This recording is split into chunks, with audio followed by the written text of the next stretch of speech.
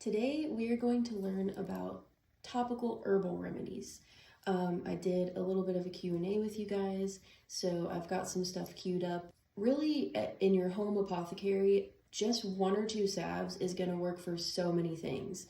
I know that was the goal with our herbal salve line, and you can make them at home as well. There's a few categories we're looking for here. Styptic herbs are going to stop bleeding on open wounds. You've got antimicrobial, antibacterial herbs, antifungal, antiviral herbs. And so when you would want to use those, antifungal, definitely things like athlete's foot, jock itch, staph, some types of staph. Antiviral herbs, some types of staph, and like HSVs and the HPVs, things like that.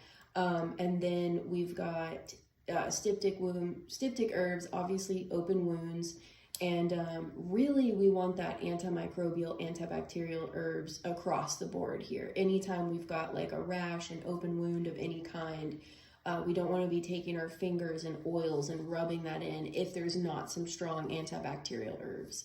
So a basic wound salve to have in your first aid kit for just minor cuts, scrapes, to replace what we were all raised with, which is like a Neosporin.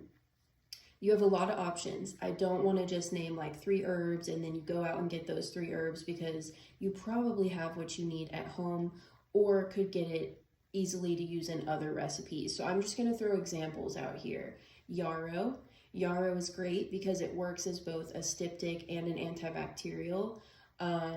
Plantain is wonderful because it's very soothing and healing to wounds. We definitely want to have one of those types of herbs in there. Calendula is another good one. Chamomile. The good thing about plantain, calendula, and chamomile is they're also anti-itch. So this is really good for bug bites and things like that, or itchy heat rash, things like of that sort. If you have a burn, you're gonna want like moistening herbs with saponins, if you ever hear about that, like violets, chickweed, cleavers in some cases. My favorite herb to use in any type of topical salve is pine, in particular pine sap or tar, and I'll get into that a little bit more here in a second. I feel like I just named some pretty important classic salve herbs. Comfrey is another one that you might see a lot, but we're going to kind of get into when to use comfrey as well, because it's definitely not all the time. A really good topical antiviral, and this is good for things like, I forget what type of the herpes virus it's called when you get mouth sores, but lemon balm is very good for that. I also love using bee propolis. Propolis is similar to pine tar, where it's like thick and going to create kind of a seal over wounds. Someone asked about burns, and now I can't remember if I already said that, but any sort of just classic healing salve or ointment is going to be great for burns too. Let's talk about comfrey. Comfrey leaf and root can be used, and I love comfrey for things like burns, minor scrapes, like a road rash situation, or just any sort of like scrapey knees from a bike. As long as the skin isn't too separated, like a big gash, comfrey can be really helpful. It speeds up the healing of skin cells, and it works almost too well. So in cases where the skin is split open, where really you could use some stitches, you do not want to use comfrey until that's almost healed, because it could cause it to heal over the wound, which would be really bad for infection. So comfrey, amazing for repairing skin cells, also really helpful for sprains and breaks. Anytime that you have possibly chipped or broken bone, a lot of times people will reach out to us with like bad finger injuries, like you either maybe sever a tendon or think you did, or like possibly broke something. Comfrey is really helpful in those situations. We're going to get into some more intense stuff, like specifically like eczema, psoriasis, dermatitis, cradle cap came up a lot, rosacea, and probably focus on athlete's foot for fungal, because fungal stuff is really treated very similarly. Let's start there, I suppose. So we have two things in store that we make for this. I love if people already have our Desert Dweller dry shampoo on hand. Amazing for any kind of foot stuff. Usually the problem with our feet is that they're sweating and they're staying in this wet condition in our boots or shoes all day. And so using something dry like our Desert Dweller powder is perfect. You can sprinkle it on your foot before you put your sock on. You can sprinkle it in your boot to keep them fresh and to help kill some of that bacteria. Using a witch hazel or alcohol-based spray is really good for that as well. And you can infuse, you know, a topical like isopropyl alcohol or witch hazel with something like yarrow as well. Yarrow, sage, eucalyptus, cedar, thyme, rosemary. Those are all really good like antibacterial, antiviral herbs that would be great to infuse for like a boot spray. And then those are herbs that are in our antifungal dry balm. And there's that word dry again, because we don't want to increase the moisture that we've got going on down there. And in our Desert Dweller powder. The Desert Dweller powder has black walnut, yarrow, sage, eucalyptus, and wormwood. That's another great one. Any artemisia, mugwort, wormwood, sweet Annie. And then our antifungal balm has usnea, amazing antifungal herb, as well as black walnut, juniper, and a couple other things I'm forgetting. Also good for topical like ringworm and staph stuff as well. It's good to use a drying spray, let it dry, powder, salve.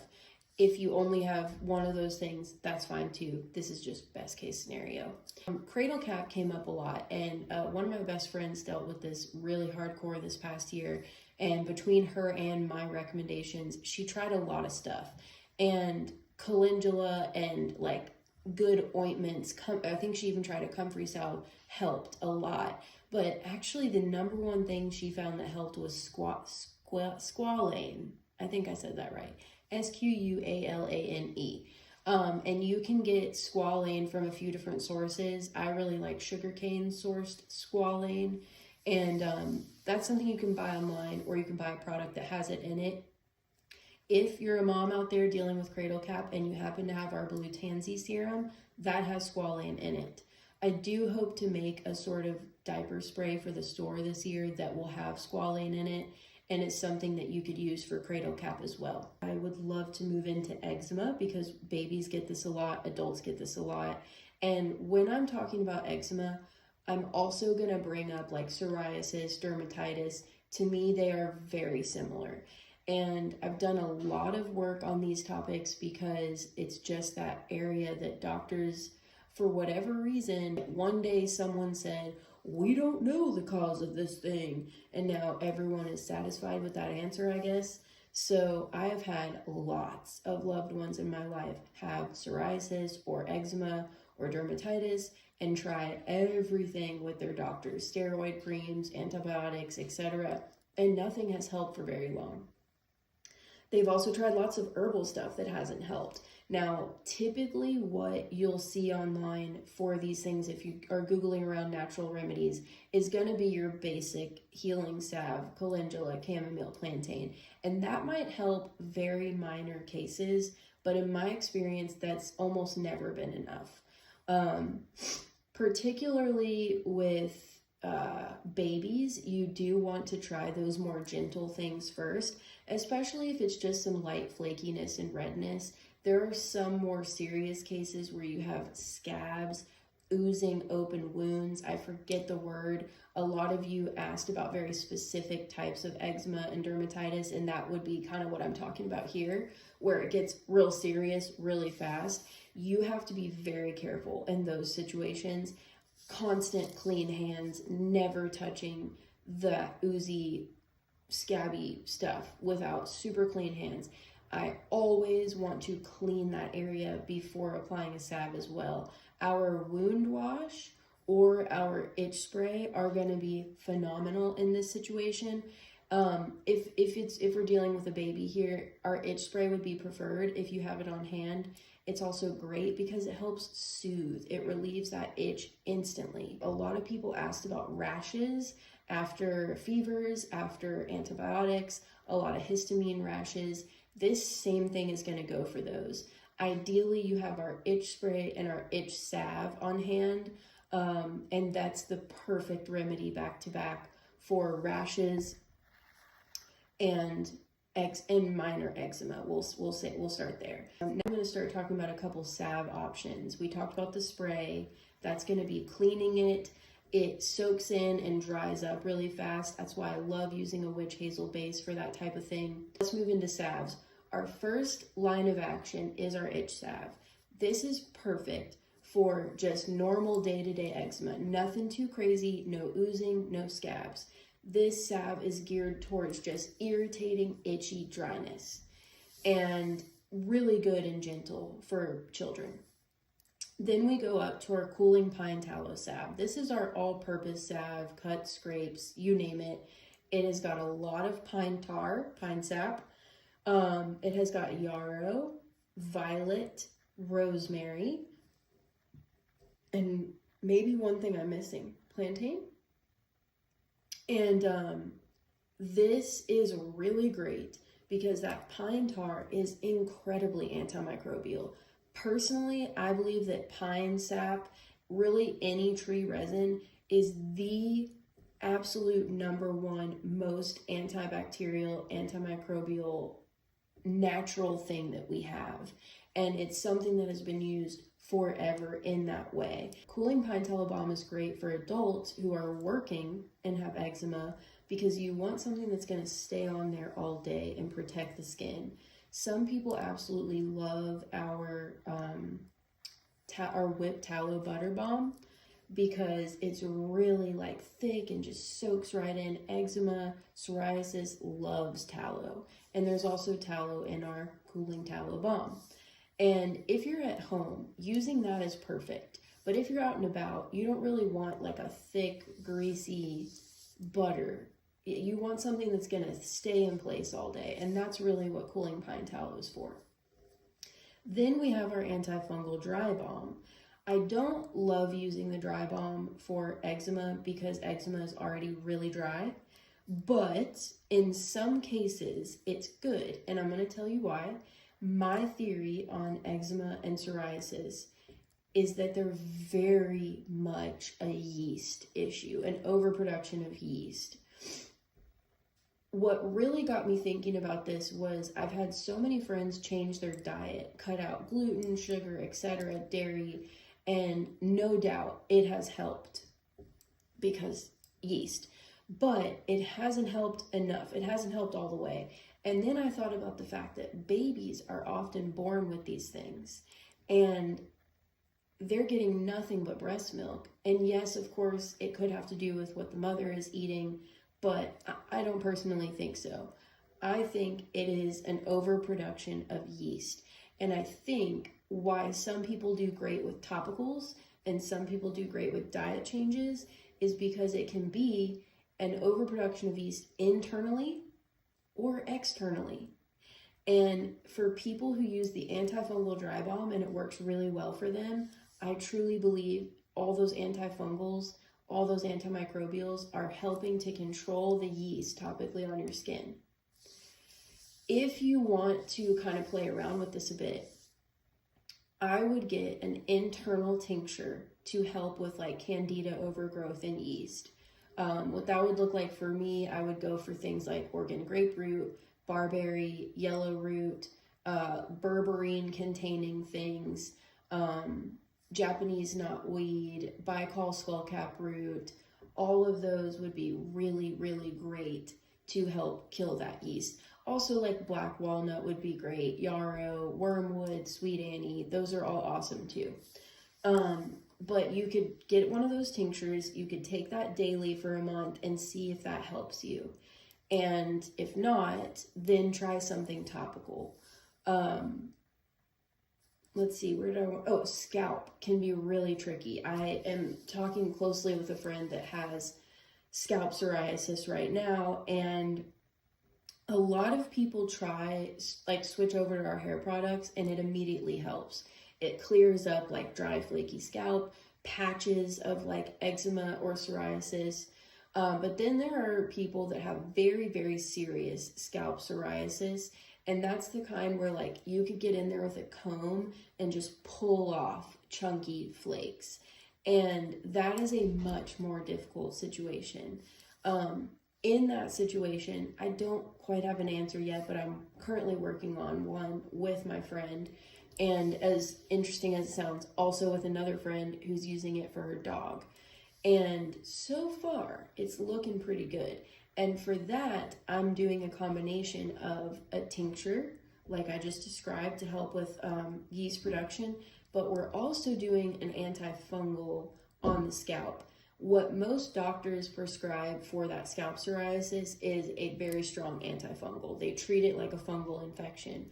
So we have been playing around with an oil that is actually just the oil base to our antifungal salve. So just making it a little more concentrated, black walnut, juniper, either wormwood, mugwort, sweet annie, usnea, yarrow, and that has helped a ton. In fact, one of my friends was using it on her body recently and said her eczema was so bad that when she was putting her pants on, it would flake out everywhere. And that's gone within a very short period of using the oil. So I'll keep you all updated on that. If it works really well across the board, I will release it. This friend actually loved our stone oil in the lineup of body oils. And I think the reason why is because it had chaparral. I forgot. That is in our dry balm, and that is in this oil. Chaparral is amazing. It's amazing because it's antimicrobial, it's antifungal, and then it's also resinous. So you get that protective layer like you would get from pine sap. It is an amazing, amazing ingredient. So I had a feeling that that was the ingredient in the stone oil that was helping. So if it works well, I will release it. Promise. Next, I'm going to talk a little bit about rosacea. And rosacea, similarly, the little research that we have on rosacea also has some links to either gut health or overproduction of yeast. But we also have a lot of evidence that points more to like vascular circulatory stuff, which intuitively, I think that that's maybe more of it. I do think that rosacea, just like eczema and psoriasis, is irritated by certain things like a ton of wheat, a ton of sugar, a ton of dairy, anything in excess that's like throwing off the balance of the gut. But I think a lot more than that for rosacea, it's a circulatory and vascular thing. So if you're someone with rosacea and you also have some other signs and symptoms of poor circulation, I would really go hard on herbs that are going to help with that. I really like just straight up cayenne. Getting like a very strong cayenne supplement can help a ton with circulation. And then horse chestnut, I know I'm forgetting a couple things, but those would be at my top for sure. Turmeric, black pepper are probably helpful as well. I know that there's a really good herbal vein supplement out there, and its main thing is circulation, and that would probably be great. And then also just herbs that are going to help your heart to pump that blood and get that blood moving and flowing. So that would be like our Hartmann tincture. A lot of people make a similar tea. Hawthorn, hibiscus, cinnamon is a big one. Rose hips. But yeah, I would definitely get on some sort of internal protocol for those things for rosacea. Moisture helps, cooling the face helps. That to me though is more like, oh, I'm having a flare up, now I'll use those things. And the internal stuff is more like, how can I avoid these flare ups? I do think hydration is huge. Anytime that you have any sort of vascular or circulatory issues, you need to drink a lot more water than the average person. And in order for your body to hold on to that hydration, you really need substantial minerals. So add a pinch of unrefined salt to your water in the mornings, or take a mineral supplement. We have a really great mineral complex drops in the store that are tasteless that you can add to water. That will help a lot as well. Our Idune Blue Tansy Serum, if you have rosacea, really good pair for you. Okay, so another thing that was asked about was shingles, and I kind of talked about impetigo and just like eczema, dermatitis, things that turn into more of an infection, possibility of staph, etc. But let's talk like all about these things. So impetigo, staph, those are bacterial infections. Shingles is a virus. Someone asked about chickenpox as well, same family here. The treatment is similar, except that when you have a viral infection, you do want to use some antiviral herbs. Earlier, I was trying to think of another ingredient in our cooling pine tallow balm, and it was St. John's wort. St. John's wort is not only an amazing, like, skin-soothing, very healing topical, helps with pain and especially nerve pain, but it's also a strong antiviral. So our cooling pine tallow balm would be for shingles. Absolutely, chef's kiss, amazing for shingles. Now, because they're often covering so much area, this is where sprays come in handy, because, you know, you've got this little tin of salve. You don't want to like moisturize your whole body with it. So our wound wash, killer in this situation. Or the itch spray, spray all over, and then take your salve and put it right on there. In the case of impetigo or staph, really keep everything super clean, right? Like we talked about. And then forests pull black drawing salve. Now, it can be hard if you have it on the face because there's charcoal in there, but charcoal is so good at help drawing out infection. So it's really helpful if you have it not on your face. Really great because we've got pine tar, we've got spruce, we've got yarrow, we've got green clay, lots of charcoal, and some comfrey as well to help the skin and help, you know, create some skin cells. So that's going to be great on staph, on impetigo. And even though it has charcoal, it's not super noticeable. You can rub it in good enough before your kid starts their day that you won't necessarily see it. If that is something you're worried about, again, in this situation, I would use either the itch spray or the wound wash for sure. And then really, since you don't need an antiviral herb, you could use any of our salves. You could use our cooling pine tallow. You could use the itch salve. You could use the antifungal. But my personal top choice would be the black drawing salve. Let's talk a little bit about scarring. And I kind of put like stretch marks in this category as well, but someone in particular said that their child is scarring very easily. And in almost every case where someone is scarring easily, there is a lack of vitamin D and melanin in the body. So getting in the sunshine as much as possible. I would say if they're scarring regularly, it's could be that they need more sunshine, period. I am such a firm believer in getting enough sunshine in the day to heal all kinds of things. But in this case, I would literally prescribe a minimum of an hour in the sunlight and really trying to make sure that like once the sun is out and at peak sunlight in noon, you guys are getting some sunshine, even just for a little bit of the day, or even just for like 10 minutes. But there's some other things you can do. You can, of course, supplement vitamin D. You can get vitamin D shots. And if someone is severely low on vitamin D, I'm not sure if you and your child see a family doctor that can test for that. But if they are low, getting vitamin D shots at first for like 6 months is really helpful at upping your body's vitamin D, and then supplementing can kind of like keep you up here, mixed with sunlight. Of course, there's plenty of topical things that are going to help with scarring, but since you mentioned that it was happening regularly, I figured I would kind of come at a more long-term approach. Now, we make a beautiful little concentrated serum called Magic Eraser. And Magic Eraser was a combination of our Scar Serum concentrate and our fine lines. And I also tell people to use this on stretching skin. So that has some of my favorite herbs in it. In particular, I think that cottonwood really shines here. Cottonwood and chaparral are both oozy, resinous, and just delicious. And calendula as well. Calendula is a very resinous flower.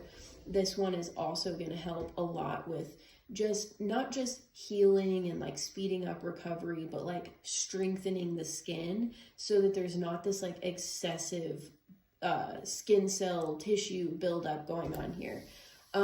Go-to cola is a really good one in this situation. So is elderflower. So kind of like not your usuals. I also really like chickweed.